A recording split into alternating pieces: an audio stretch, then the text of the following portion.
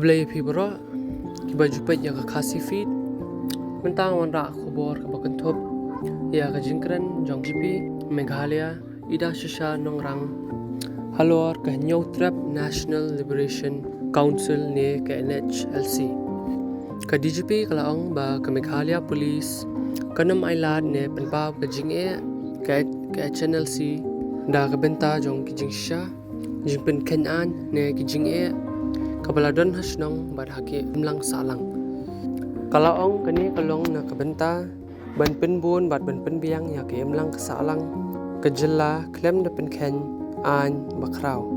Is concerned, I think I would like to reserve my comments. They have their grounds, they have their reasons, and government has made it clear, numerous times. The door is always open for negotiations. But HNLC should also realize that unless there's a negotiated agreement in the system that we are in the country that we are in, it's not going to work. Violence, it's not the answer. Well, they obviously would be trying to make sure that their presence is known and that that they still have the capabilities. We are trying our best to ensure that those capabilities are not demonstrated.